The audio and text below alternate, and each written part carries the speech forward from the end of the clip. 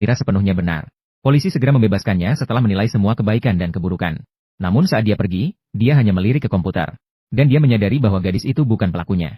Karena itu sebenarnya bukan video dari kemarin. Petunjuk yang sulit dikumpulkan itu sekali lagi dibantah. Jinji bertanya bagaimana dia bisa mengetahui hal itu. Mira menjelaskan bahwa angin yang bertiup dalam video itu adalah angin selatan. Sementara itu, selama sebulan terakhir, yang bertiup adalah angin utara. Bagaimana kamu tahu angin bertiup ke arah mana? Apakah kamu benar-benar memperhatikan video itu? Dia bilang di belakang gadis itu ada sebuah gereja. Dan gereja biasanya menghadap ke timur. Desain seperti itu sudah ada sejak abad ke-8. Keuntungannya adalah saat matahari terbit. Cahaya matahari yang masuk membuatnya tampak lebih seperti Tuhan. Dan dengan melihat daun yang bergerak, bisa dipastikan bahwa angin di video itu adalah angin selatan. Mengenai angin yang berhembus saat kejadian kemarin. Siapapun yang memiliki mata seharusnya melihat ramalan cuaca. Apakah kalian tidak bisa melihat jebakan yang begitu jelas ini? Para polisi terlihat bingung. Jinji segera mengejarnya. Bertanya bagaimana dia bisa melakukannya. Mira menjelaskan bahwa IQ-nya yang tinggi membuat otaknya bekerja sangat cepat. Dia sering tidak bisa tidur dan akan menonton beberapa drama misteri. Semua pengetahuannya berasal dari situ. Dan itulah alasan dia tidak bisa berkomunikasi dengan orang biasa. Sehingga dia memilih menjadi seorang pembersih untuk bertahan hidup. Wah, luar biasa. Bukankah ini pekerjaan yang tidak sesuai kemampuan? Jinji segera mengusulkan untuk membantu kepolisian.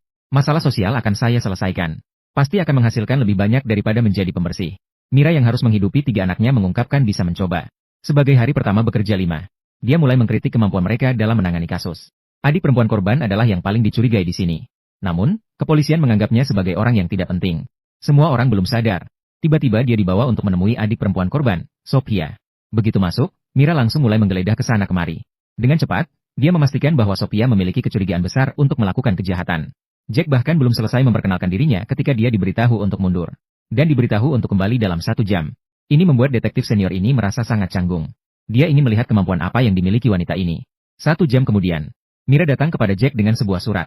Ternyata dia baru saja menyamar sebagai pembersih dan menyusup ke perusahaan Sophia. Dia menemukan sebuah surat dari berangkasnya. Surat itu mencatat dendam antara dia dan korban. Dengan cara ini, ada motivasi untuk melakukan kejahatan. Jack semakin mendengarkannya, semakin merasa cemas. Wanita ini sangat pintar. Apakah dia tidak tahu tentang pengambilan bukti ilegal?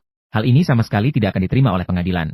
Dia sekarang hanya ingin menjauh dari Mira sedikit, supaya tidak tersangkut dirinya sendiri.